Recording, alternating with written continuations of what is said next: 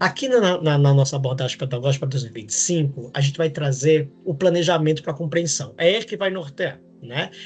Quem foi, os professores, né, que dos anos iniciais, eles já tiveram um gostinho agora em 2024, através do trajeto I, que nós utilizamos, né, principalmente ali nos anos iniciais. E ele já trouxe, né, ele já abriu, foi o nosso porta-bandeiras, assim, nosso abre-alas nesse momento em que vai trazer o planejamento da compreensão, né, já aplicado. Né? E o que é que traz esse projeto de compreensão? É uma abordagem contemporânea, tá, pedagógica, em que ele vai trazer esse alinhamento de currículo, avaliação e aprendizagem.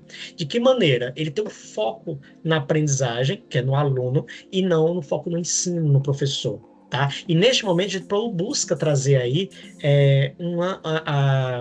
trazer à tona, né, a trajetória do aluno, ele conseguir percorrer de maneira consciente o o percurso dele de aprendizagem, né? E através disso, ele vai, a abordagem do planejamento da compreensão vai trazer alguns pontos que vai justamente trazer essa aprendizagem consciente do aluno. Para a gente começar aqui, já na organização e estrutura do próprio material curricular, a gente tem no ponto de partida os principais pontos que estão sendo abordados no planejamento da compreensão, né?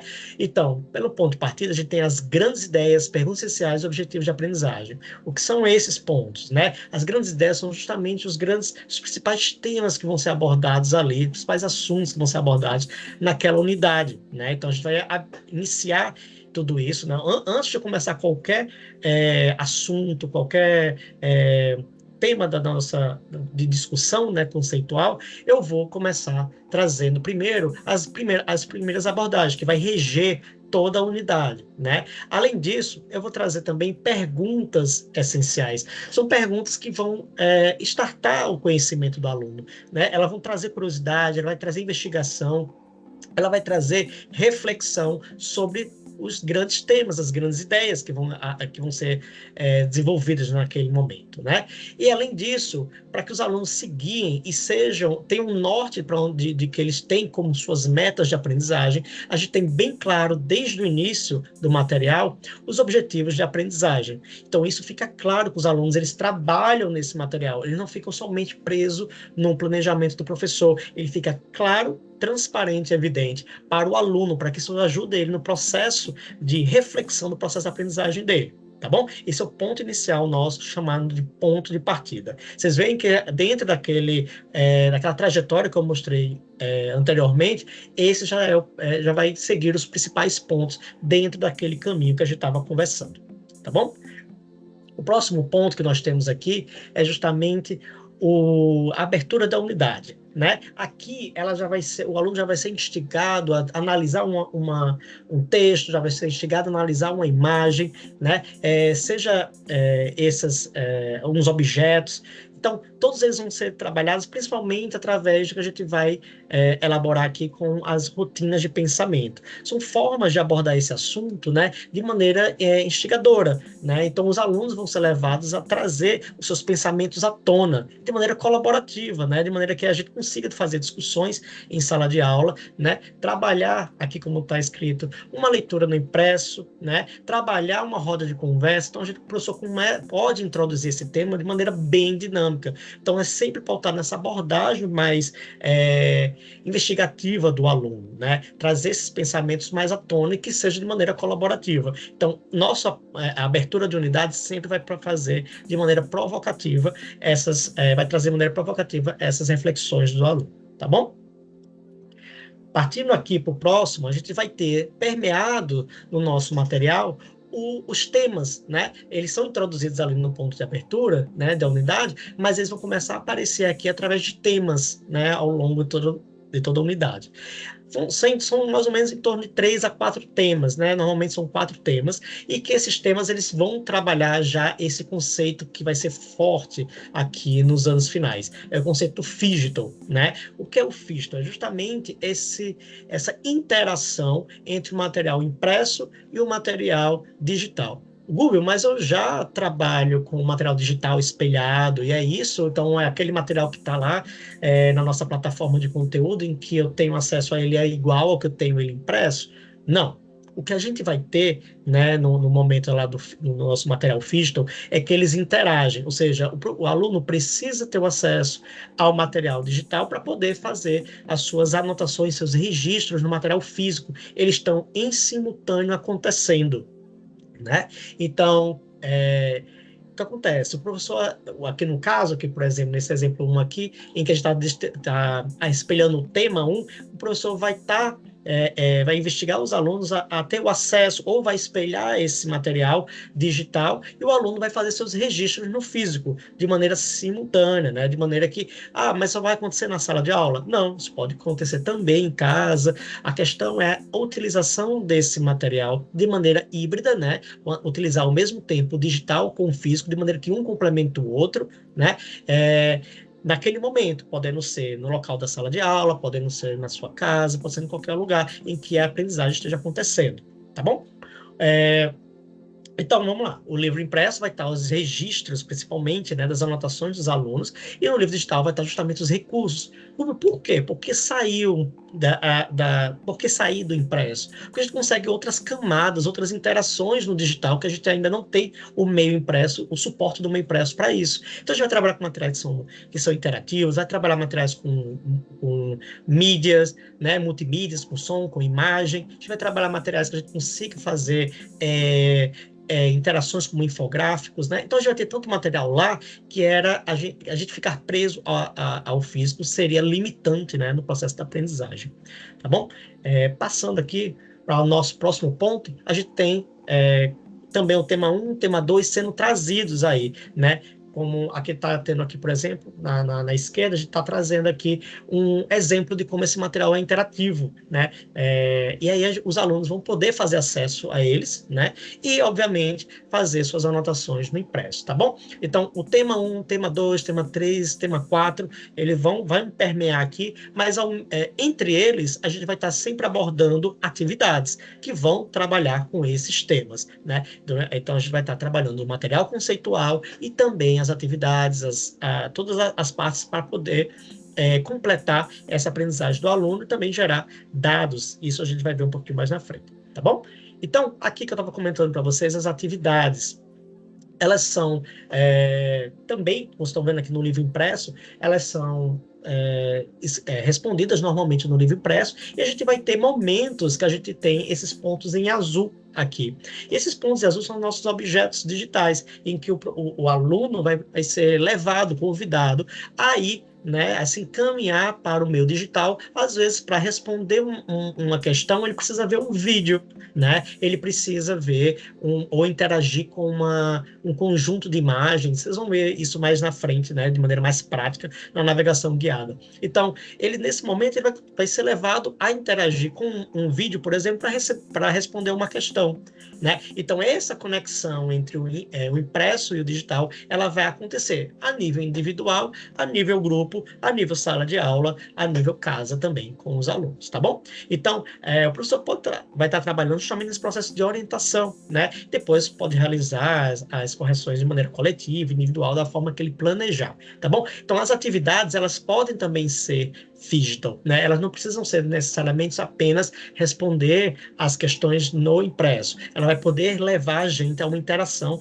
no caso, os alunos a uma interação com a plataforma digital. Lembrando que eles não ficam soltos, né? Eles vão ter essa interação imediata, simultânea. Vão estar com um caderno, no caso, vão estar com um livro, e vão estar tendo essa interação com o digital para poder fazer seus registros no livro, né? Então, continuando aqui, a gente vai ter também outro momento aqui que eu trouxe para vocês, de um tema em que o professor ele pode pedir estudantes para fazer o quê? O inverso, trabalhar ali com uma metodologia ativa chamada sala de aula invertida, né? Então, ele pode fazer uso da sala de aula invertida para que os alunos em casa tenham essa interação do digital, né, com ele, fazendo as anotações e trazer para ser discutido em sala de aula, né? Então, com a utilização desse material, ele é bem amplo, então é bem também a caráter do professor planejar e aplicar ele da maneira que ele acha mais interessante. Aqui está mostrando possibilidades de utilização, né, que são bem tranquilas, né? Como vocês estão vendo, o material é bem dinâmico. Entre o material que a gente estava comentando, sempre vai ter aquela atividade, né? Então, a atividade vai estar sempre sendo aplicada junto com o aluno. Então, esse material vai estar sendo conceitual, atividades, e isso vai estar sendo o processo ao longo da unidade. Tá bom? Agora, uma sessão especial que nós vamos ter aqui é a aula ativa, em que os professores vão estar respaldados pelas metodologias ativas, né, aquela aprendizagem engajadora, em que o aluno vai ser levado a desenvolver, né, de maneira, digamos assim, prática, algumas atividades. E essa sessão, que chama aula ativa, ela vai estar já disponível. Naquela jornada lá, que eu mostrei no início, ela já está indicada, tá? Então, o professor vai ter a visibilidade disso, o aluno vai ter visibilidade dessas aulas, tá? Essas aulas, elas vão acontecer ao longo das unidades. Nem toda unidade, nem todo momento. Elas são sessões realmente especiais que vão aparecer de maneira vinculada ao curricular. Ou seja, o que o aluno está vendo em sala de aula, ele vai ver aplicado aí nessas aulas ativas, tá bom? Todas as orientações no livro vão estar, né, para os alunos orientados, o que é que tem que fazer o passo a passo, mas também vai ter orientações pedagógicas do professor, que são mais amplas, né, aí no livro do professor, tá bom? A gente, para além, essas aulas ativas, elas estão no nosso material curricular hoje e estão sendo remodeladas, né, revistas, e sendo também, outra coisa que também continua no nosso material, são as atividades maker, né, são essas atividades que exploram o mão na massa, que a gente faz uso que a gente utiliza com muita ênfase, que é o nosso carrinho maker, né, então as atividades maker, elas estão também descritas lá e são vinculadas ao curricular. Então, vamos lá, as aulas ativas que a gente viu posteriormente estão também vinculadas ao curricular, assim como as aulas maker, tá? Então, quando tiver uma aula maker que vai ter um sentido junto àquele conceito, né, aquele assunto que está sendo trabalhado, eles vão aparecer para vocês. E o sinal aí, ó, cada ícone desse que está lá mostrando no trajeto lá que a gente naquele percurso do aluno, tá? Então vai estar tudo descrito, está visível para o aluno também, para o professor.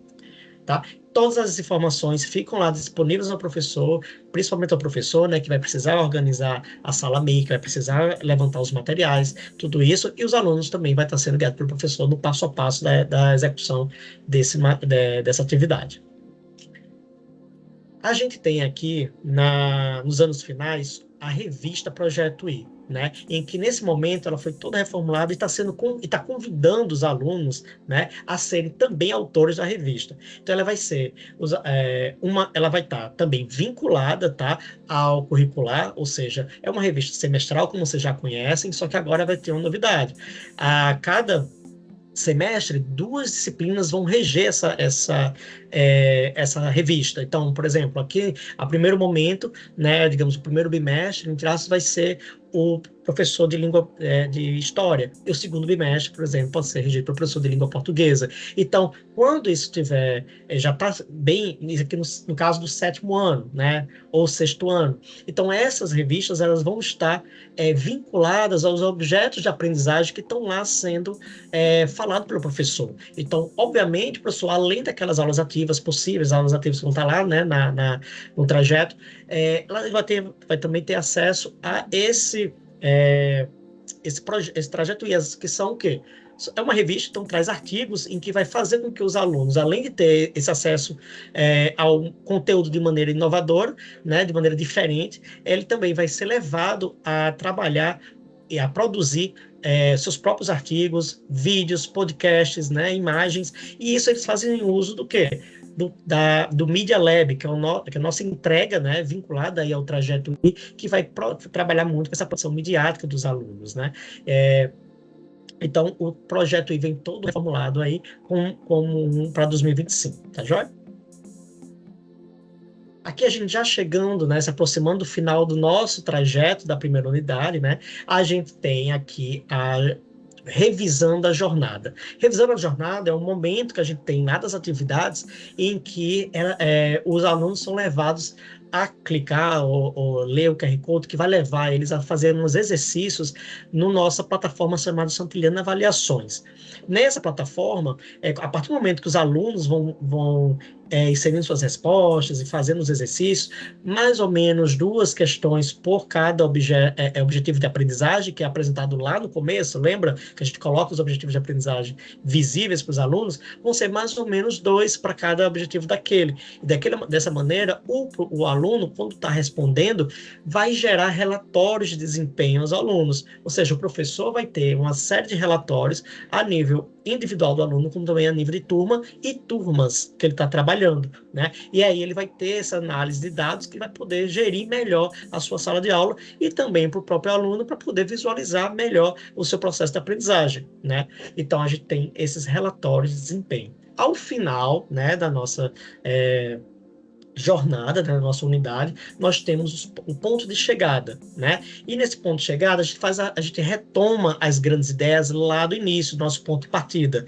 Lembra que a gente já deixou claro o que a gente ia abordar naquela unidade? Então, a gente retoma, a gente vai dar novas respostas ao que a gente respondeu, né, de maneira inicial, às nossas perguntas essenciais, e também a gente vai retomar, a gente vai fazer a cada 2 unidades. Quando a gente fecha, né, o livro, a gente tem uma tarefa de desempenho, que os alunos vão ser levados a aplicar de maneira prática, né, de maneira, digamos assim, contextualizada, o que eles aprenderam naquelas 2 unidades anteriores.